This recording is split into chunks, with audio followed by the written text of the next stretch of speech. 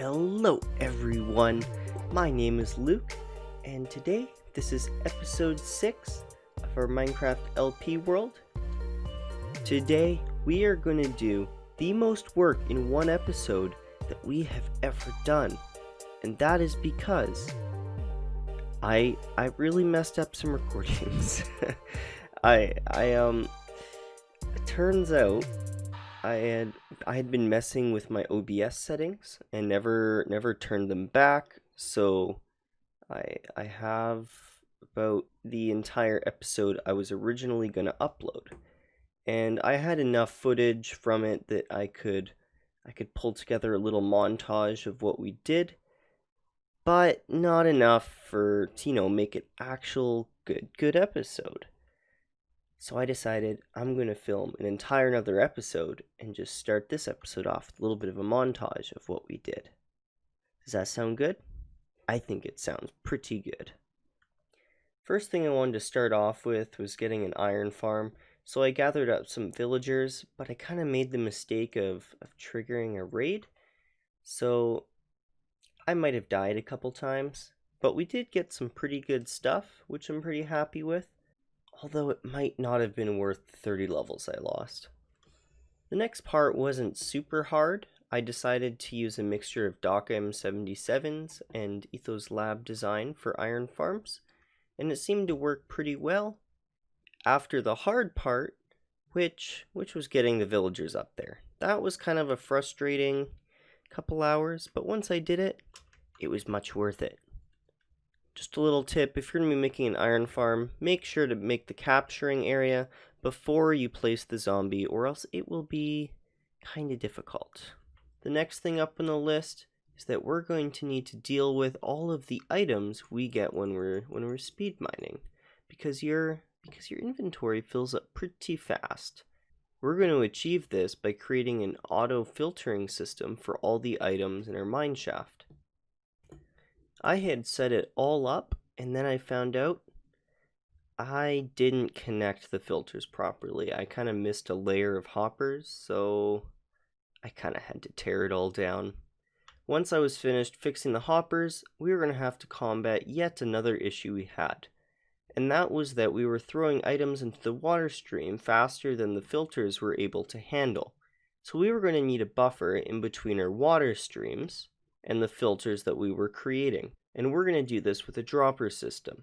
But even after all that, our hoppers still weren't able to handle the flow of blocks. And this is because we have these droppers. We have them coming through pretty fast. Like it's a fast tick rate, which wouldn't be a problem if every single time they dropped was a different type of item. But most common are going to be cobblestone, stone, granite, diorite, and andesite. And at any of those percentage rates, I will most likely get them.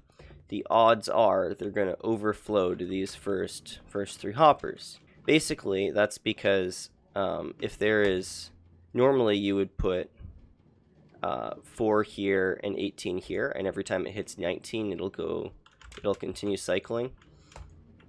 And that works very well, except for minor issue that when you put let's say 53 in, you'll see that it also turns off this redstone torch for a couple seconds, which is a pretty big issue. So it unlocks this hopper as well.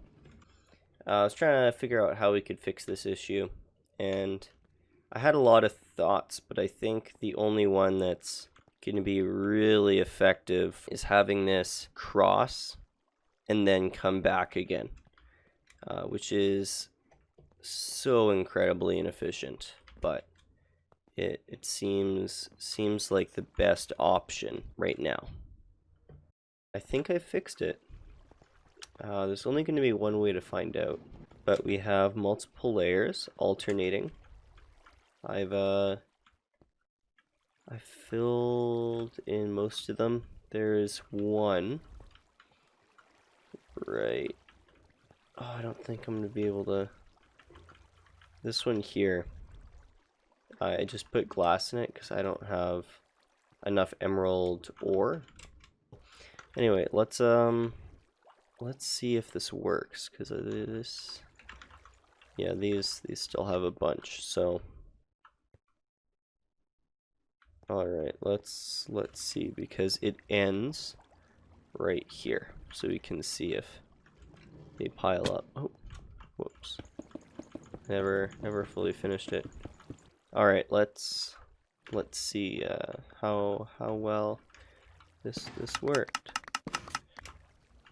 You can follow it across here. All right, it goes all the way down, crosses. This is where the iron connects. All right, goes down across here. And that's what I was worrying about. Okay, well, so I believe cobblestone 1.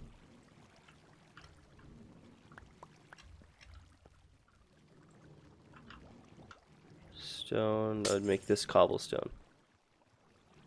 Yeah, so that's all full.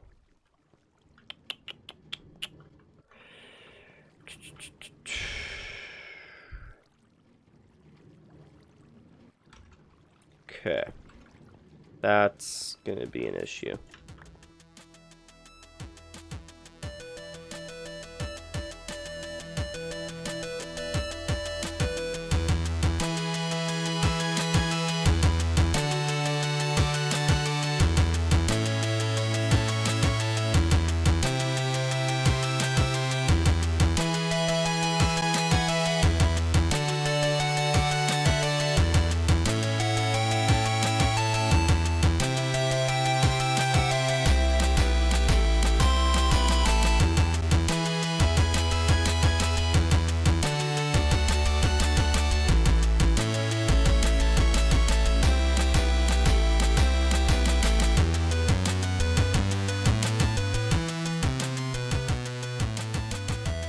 Many moons later, many moons and 3H3H3 podcasts, I think I've done it. So I recalled from an episode, or I guess a few episodes of Ethos when he was working on the Nexus, he did a thing with ice on the side, and I think he used glass panes. I just used iron bars because I have a lot of iron and not very much glass. I tried to go back to look at his videos. I was struggling to get a good shot of what he was doing and finding the videos in which he did it. I found a tutorial a guy did that was based off of Ethos, which I was really thankful for. I think it was done by some Mango or something like that. I'll throw a link in the description to it. I actually am pretty embarrassed after that last one. So one thing, when you're making item filters that are tileable, you want them to go 3 redstone back so that when this is almost at 60, it doesn't cancel out the redstone torch to the other side, causing this one to drain. The other thing I saw in the Etho episode was that he was using, I believe, wooden swords here, or non-stackable item has an output of 2 instead of 1.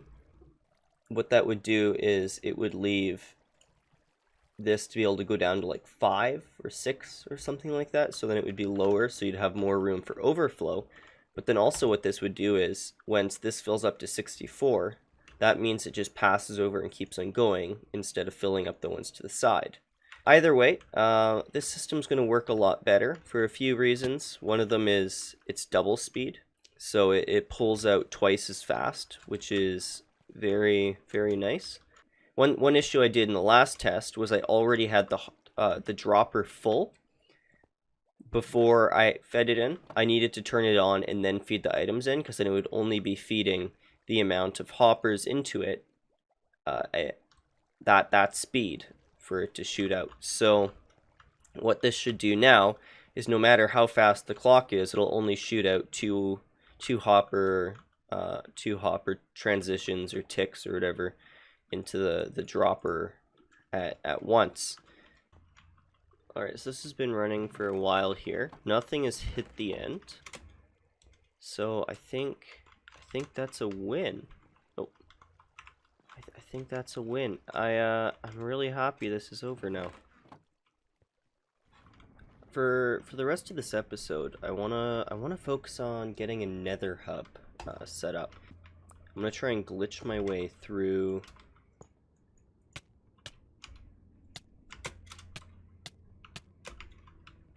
That's weird. Maybe it's this. Does this not work anymore? I also saw a video online that says there's doing this ladder thing. The ladder thing should work. You know, if that video is correct, I should probably do their method of breaking the obsidian as well. So for this method to work, I'm gonna need to find I need to find a position that goes all the way to the last bedrock, straight down. Alright, so I'm fairly sure that right here we have one that goes all the way. A redstone block there. There a piston there. I didn't bring TNT.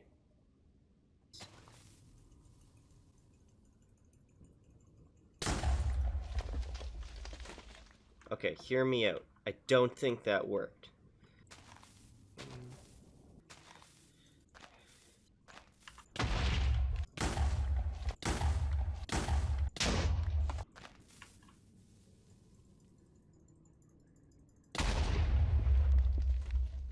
Okay, did it work? Did it work? Yo, yes. Oh, dude, words just didn't work there. Okay. All right, here we go. Finally. All right. So, I need to go to a nether. I think it's called basalt deltas or something like that. They have basalt and blackstone there. So I gotta head to the nether to get our block palette for the nether hub. We're going to be primarily using gray concrete, andesite, blackstone, and basalt, as well as some of the new soul lights, the blue fire stuff, something like that.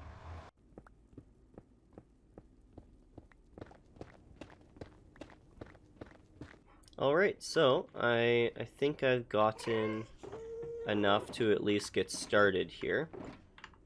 Should be good for now. In the future, I want to see if there's a way to instant mine. Blackstone, I think there's a way to make a generator for it, so I can just AFK farm it. But I'm not 100% sure, and I have no idea how I got up here. Alright, it'll look something like this. So, the ladder will be in the center of the lower layer, and then we'll have stairs going up to an outer ring, and then we'll have stairs going up on the adjacent sides, going up to the nether portal on top. And then we'll have paths going out on the center of each side, across from all of the stairs, going out into each direction. Alright, so I kind of built what it'll kind of look like.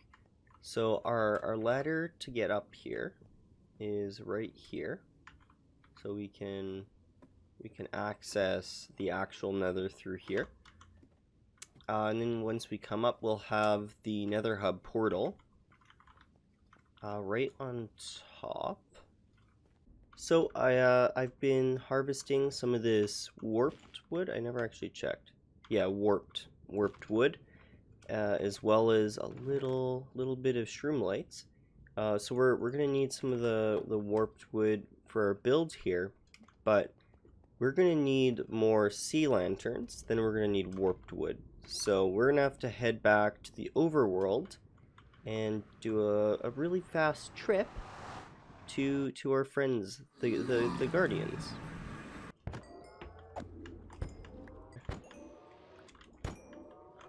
All right, so we're back from the ocean monument, and I think we did pretty well. So we have 2 stacks of sea lanterns and change.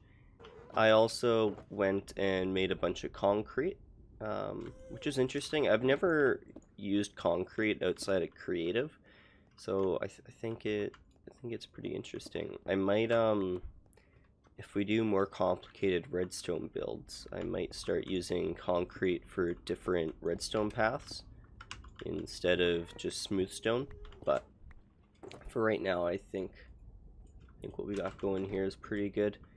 So this is kind of what we're looking at for our palette. I'm not sure if we're going to end up using gold blocks anywhere, but this is kind of the idea. So these will primarily be our lighting, and then these will be used for accents, and we'll work with these also in their broken variants, so not polished. So this is kind of what I wanted to do, something like this. I really like it.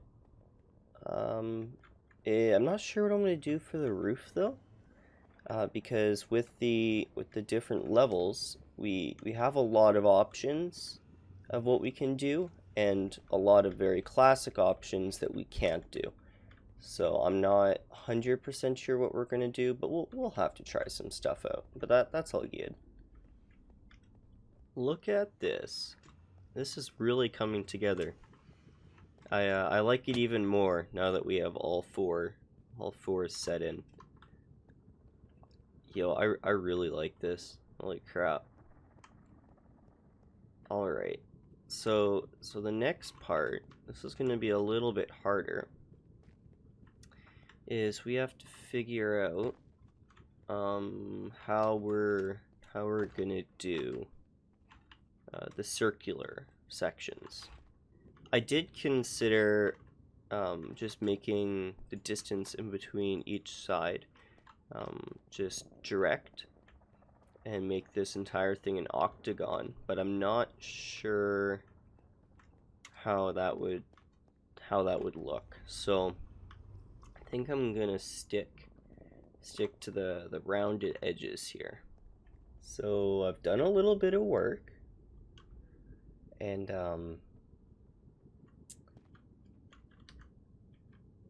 I'm pretty happy with it. I decided to go for the angled sides. I tried four different curved ones with different curves, but I think this straight angle looks nice, and then just having some depth is I think it looks really good. I'm not totally sure how I feel about the walls down here. I think I'll leave it like this for now, just because I have no idea what else I'll put in here. But I think it looks fine. Anyway, guys, it's about that time of the episode where I'm gonna have to call it quits. I have lots of stuff to get done today, like edit this video and upload it. So I hope you guys enjoyed. I had a great time. Have a great day. Bye-bye.